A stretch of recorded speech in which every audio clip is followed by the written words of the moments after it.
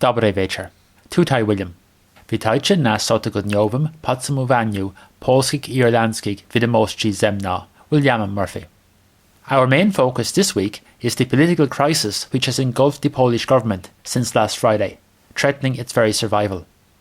Last week, we commented on indications of further tensions within the ruling Zjednoczona Prawica, or United Right bloc, in light of comments by a Solidarna Polska Sejm member against the proposed COVID-19 immunity law for officials who may have transgressed the law while acting in the public interest, and of opposition from some government lawmakers, among them the Agriculture Minister Krzysztof Ardanowski, to proposed animal welfare legislation, including a ban on fur farming. Since then, events have taken a dramatic turn, which has brought the ruling coalition to the brink of collapse, raising the spectre of a minority government or even of an early general election.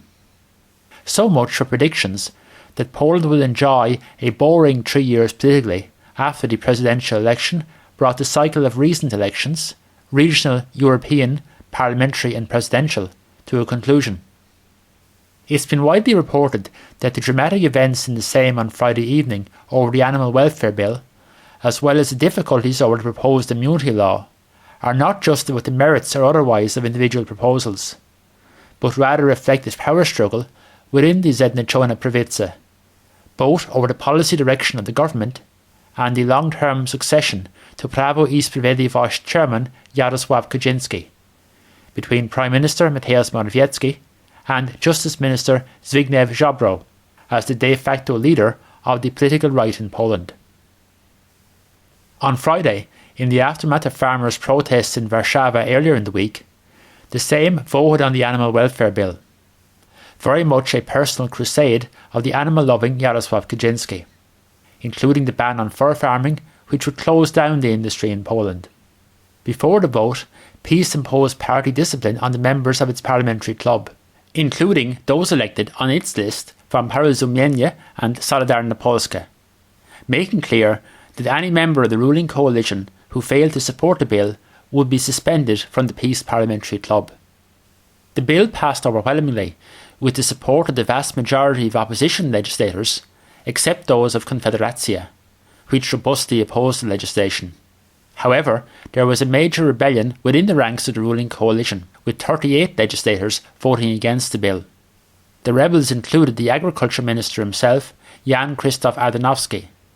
But crucially, there was a wholesale revolt on the part of the two smaller coalition partners, Solidarna Polska, the nationalist right-wing party led by Ziobro, voted en masse against the legislation, while 15 members of Porozumienie, the more liberal centre-right party led by former Deputy Prime Minister Jarosław Gowin, who resigned from the government in April in a dispute over the mechanics of holding the presidential election, abstained, with 2 others voting against.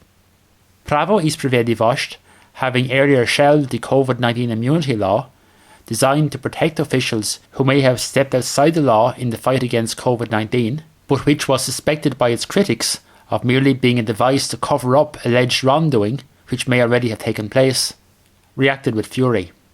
The chairman of the parliamentary caucus, Ryszard Terlecki, said that, at the moment, the situation is such that the coalition is practically non-existent, comments he did later somewhat backtrack on. Other remarks attributed to PiS sources were along the lines that the ministers in the government from Solidarna Polska and Porozumienie should pack their bags. Of course, without the votes of Solidarna Polska and Porozumienie, the government does not have a majority. So what brought matters to this point, where a disagreement over 2 pieces of legislation, one of which was passed in any event by an overwhelming majority, brought about a major political crisis? The context is arguments between Prawo i Sprawiedliwość and Solidarna Polska especially, over the future policy direction of the government and the question of the succession to the 71-year-old Kaczyński. Commentators state that Zbigniew Ziobro has been pushing for a tougher line with the European Union institutions on questions such as their challenges to Poland's judicial reforms, which he's championed, as well as over LGBT rights. Ziobro regards himself as the custodian of true conservative values within the Zjednoczona Prawica, with Prawo i Sprawiedliwość itself tempted to take a somewhat softer line with the EU institutions in the interests of maintaining overall relations. Jarosław Kaczynski had signalled during the summer that he wanted to see a cabinet reshuffle in the autumn to create a more streamlined administration with a reduced number of senior ministers. That reconstruction has proven more difficult than expected to agree with the coalition partners, and may also have contributed to the escalation in tensions over recent weeks. The wider picture is, of course, the question of the eventual succession to Jarosław Kaczynski as the leader of the political right in Poland, a role in which Zbigniew Ziobro sees himself, but for which Kaczynski is thought to favour Prime Minister Mateusz Morawiecki, having indeed previously expelled Ziobro from Prawo i Sprawiedliwość. Ziobro was recently believed to have been pushing for Kaczynski to agree to a merger between Prawo i Sprawiedliwość and Solidarna Polska. Given the relative size of the two parties, in reality his own readmission into peace, which would place him back in the race for the Kaczynski succession. Ziobro, who is Poland's Prosecutor General, along with his role as Justice Minister, has taken a firm stance on investigations into alleged corruption. There have been suggestions that some within PiS are worried where current investigations could lead, potentially to senior figures within their camp, and this fear, as much as the policy disagreements, is why they want him removed from the Justice Ministry. Some credence was given to this theory by the suggestion that one price PiS wanted Ziobro to pay for the coalition to remain intact was the placing of the National Prosecutor's Office under the control of a PiS appointee.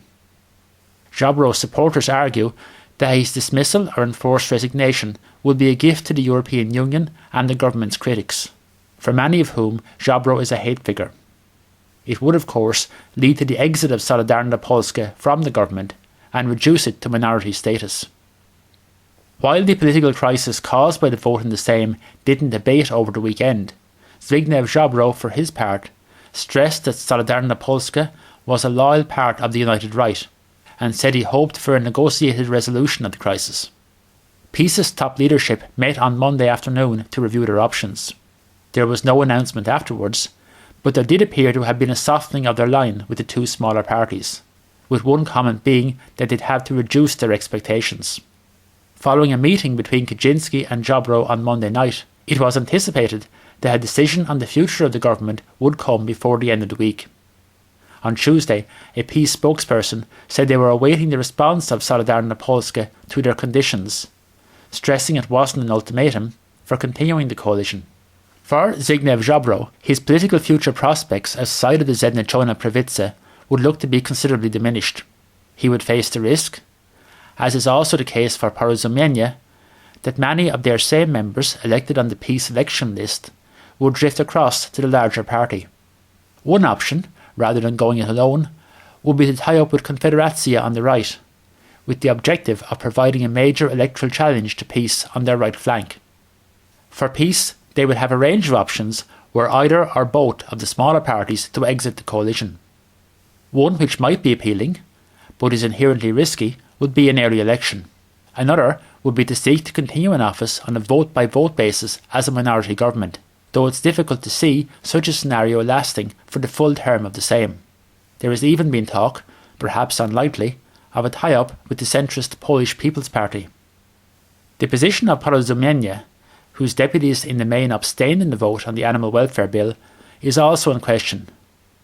They might find willing partners for a tie-up in the political centre, but again their influence would be significantly diminished outside the ruling bloc. As of the time of preparation of this update, the latest from a government spokesperson was that the fate of the ruling coalition would be known by Friday. Perhaps the answer will come earlier. The key decision looks to rest with Solidarna Polska as to whether they'll accept the conditions laid down by PiS for a continuation of the coalition.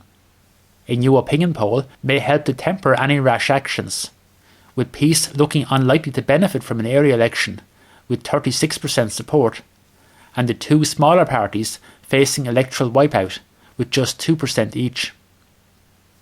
However the dust settles on the current political crisis, it's emphasised once again that the current ruling bloc is itself a coalition of completing values and personalities, both within and between the parties comprising it. It's also highlighted the power of Jarosław Kaczynski to direct events and impose its authority.